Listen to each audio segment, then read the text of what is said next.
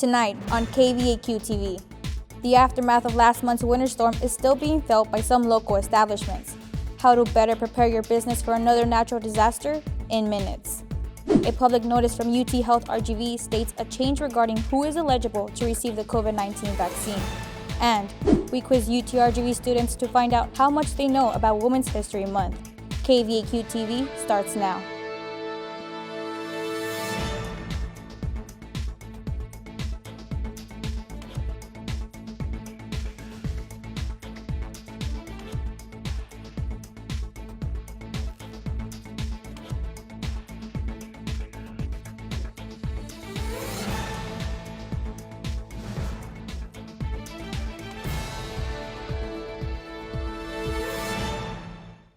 Hey there, vaqueros. Welcome to the latest edition of KVAQ-TV.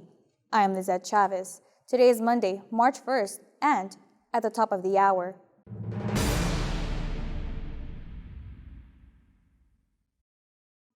The recent winter storm took a toll on many residents and establishments throughout the state of Texas. Adam Cardona here with more on the impact the freeze had on local establishments and how to keep your business protected. We still have no power, but thankfully we have water. All the inventory is going bad, and we just have to make sure we clean everything out. Owner of Snowbite in Farr, Connie Wynn, used social media platforms to keep the community updated on the status of her restaurant. The power outages caused by the winter storm resulted in thousands of dollars in loss for the business.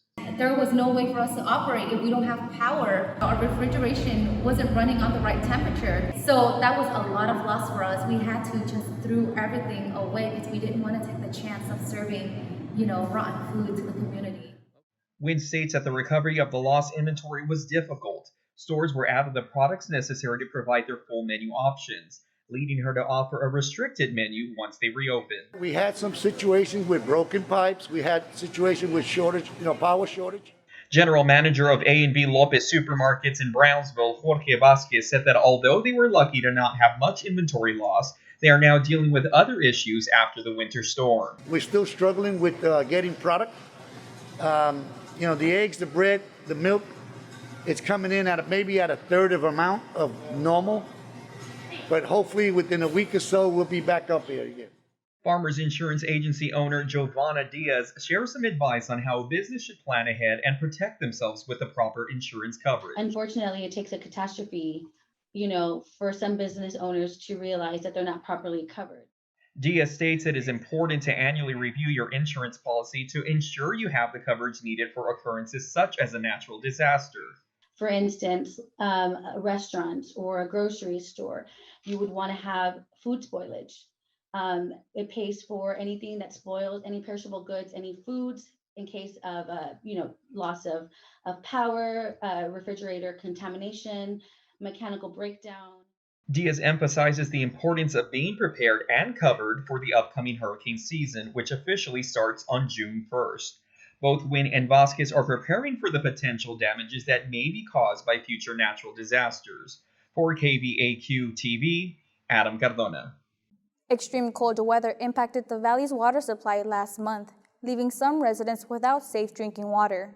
We spoke to a public utility official about what preparations are underway to secure the water supply during hurricane season this June. Reporter Hector Tamez tells us more. Many cities in the Rio Grande Valley received a boil water notice after a winter storm in mid-February.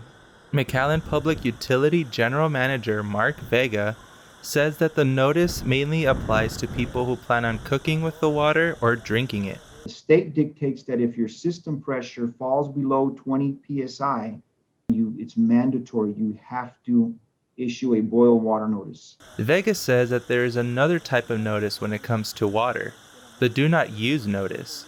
He adds that even though you boil the water, it still isn't safe to use. According to the Center for Disease Control and Prevention website, a do not use water notice is issued when the community's water is either contaminated with germs, harmful chemicals, toxins, or radioactive materials. Just because your community is in a boil water notice or is under a boil water notice doesn't mean that the water has bacteria in it. That's a safety precaution that the state makes mandatory that you do. Vega explains that during this year's winter storm, some water systems lost power. The freeze caused a lot of people's backflow preventers to pop and break and burst because the water inside freezes, it expands, and it busts the pipe. He adds that sometimes the backup power can only generate 50% of the system's normal capacity. What we saw around the valley was a boil water notice because their system lost power and their backup power just could not keep up with the demand of the system. Vega mentions that a lot of cities lose water when that occurs and suggests that people leave their water faucets running to prevent the water inside the pipes from freezing during the cold. UTRGV graduate Elias Hernandez says that he did not lose his water during the storm, but the people living around his neighborhood did. What I did was I just left the faucet dripping. People recommend that when it's that cold, you should just leave the faucet dripping. Hernandez says that he hopes that this experience will help people be more prepared for the upcoming hurricane season in June. Reporting for KVAQ-TV, Hector Tames. New CDC guidelines state that fully vaccinated individuals who meet certain criteria will no longer need to self-quarantine for 14 days, but they must still follow precautions. Reporter Alan Martinez explains.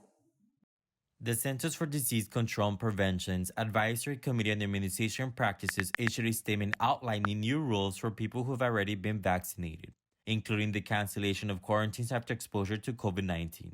On its website, the CDC states that those who do not need to self-quarantine must meet certain requirements, such as, this means that those vaccinated with 2 doses of either the Pfizer-BioNTech or Moderna vaccine can skip quarantine. Student Assistant for the Office of Student Success, Jerry Galindo, mentions that his initiative to get vaccinated was to protect himself and his loved ones. I really wouldn't advise going out at all, even if you take the vaccine. It's about, stopping the spread ultimately. No matter what, I really do feel that you should stay home. The updated guidelines correspond with the recommendations given to people who have recently recovered from COVID-19 and have immunity. Student at South Texas College, Manuel Bazan, mentions that although he faced bitter feelings before getting vaccinated, he says that it was the best decision he could have made. I already got sick with COVID, so I got the vaccine because I want to feel our ordinary lives. So I hope we can get a taste of it once again. As of today, the CDC has yet to mention that the new criteria regarding the 3-month time frame will change. We'll keep you updated for any further details. Reporting for KVAQ-TV, I'm Alan Martinez.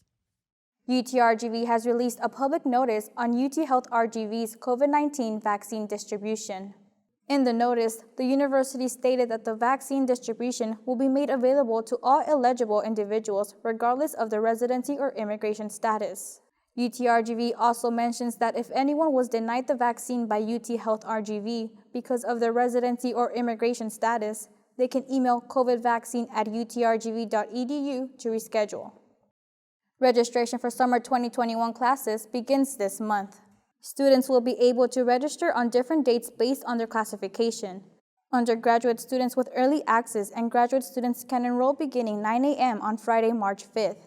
Other classifications may begin enrolling at midnight the following week.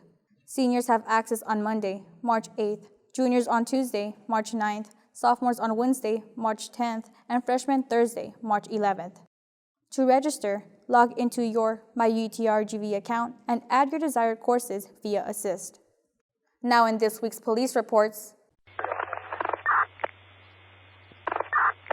At this hour, the FAR Police Department is asking for the public's help in finding a carjacking suspect who officials say was impersonating a police officer.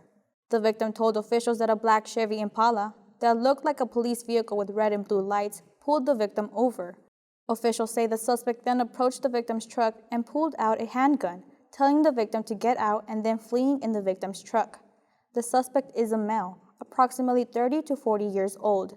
If you have any information, please call the FAR Police Department Crime Stopper line at 956-787-8477. The Hidalgo County Sheriff's Office is looking for a man with a charge of aggravated assault with a deadly weapon.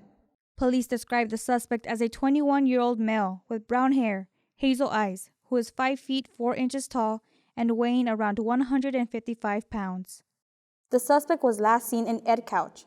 If you have any information, call the Hidalgo County Sheriff's Office at 956-383-8114 or anonymously call the Hidalgo County Crime Stoppers hotline at 956-668-8477.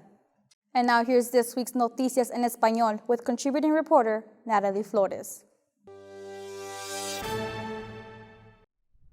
El mes pasado, residentes de diferentes ciudades del condado de Hidalgo externaron inconformidades en las redes sociales hacia las personas que dejaban a sus mascotas expuestas a las bajas temperaturas. En varios grupos de Facebook se visualizaron situaciones donde los usuarios trataban de ayudar a los animales que estaban en peligro por las bajas temperaturas, pero los propietarios de las mascotas hacían caso omiso de ciertas recomendaciones por parte de los auxiliadores, esto creando reclamos hacia las autoridades para que ejecutaran acciones contra los civiles que no estaban teniendo consideración con sus animales.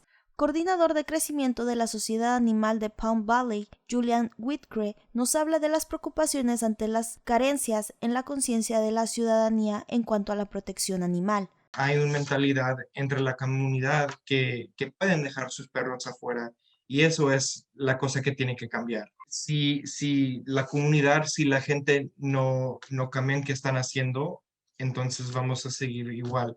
Parte de los problemas que se presentaron durante ese tiempo fueron las constantes llamadas que recibió la oficina del alguacil del condado de Hidalgo. El oficial de información pública, sargento Frank Medrano, mencionó que muchas de las llamadas que recibieron fueron tocante a los animales y que en muchas ocasiones el problema ya se había resuelto, pero las imágenes y las publicaciones seguían circulando en las redes sociales.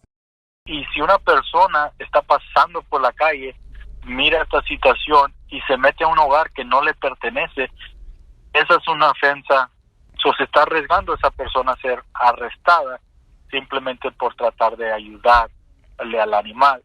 Y lo que nosotros recomendamos es de no necesariamente tomar acción, es de notificarnos y dejarnos a nosotros, los oficiales, conducir una investigación.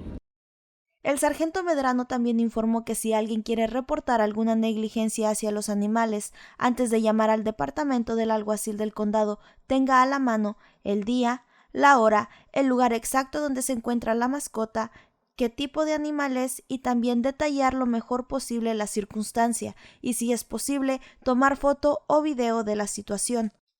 Por otro lado, Whitcre nos dice que por más que ayuden las autoridades, las personas necesitan ser más conscientes en cuanto a sus acciones. Los animales sí son una responsabilidad. Si quieres adoptar o si quieres un animal o un mascota en su casa, es importante recordar que son parte de su familia. No deben de estar afuera en el frío o si está lloviendo o en el calor, porque deben una mejor vida. El sargento Medrano concluyó que la mejor manera de ayudar a las autoridades a laborar de una manera más eficiente es hacer la denuncia directamente a los departamentos de control animal o a las oficinas del sheriff del condado. Reportando para KVAQ-TV, soy Natalie Flores.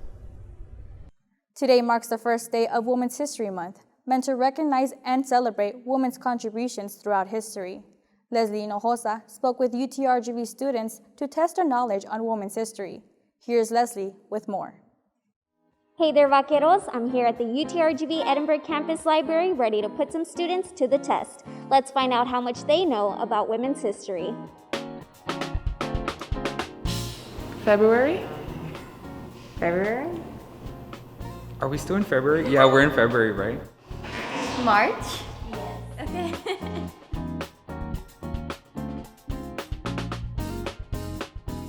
Michelle Obama? Florence Nightingale? Frida Kahlo? Sojourner Truth. Gloria Anzaldúa. It wasn't Hillary Clinton? Hillary Clinton? Isn't that her? Hillary Clinton? Algo. Was it Hillary Clinton? I would say Hillary Clinton.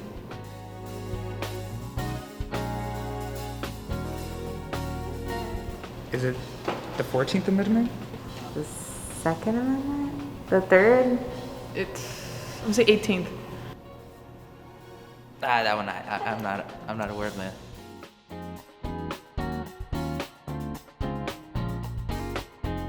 Yeah, I don't know that one, man. Yeah, I was like Elizabeth Woman Convention, maybe? I don't know. The Seneca Falls?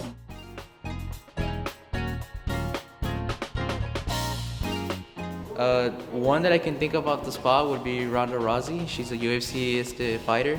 En México está Paula Morán, Dania Guillón, Nadia Comaneci, Ana Guevara, Serena Williams, Venus Williams, and Simone Biles. I do not know. Dude, I don't know her name. Dang it. Sandra Day O'Connor.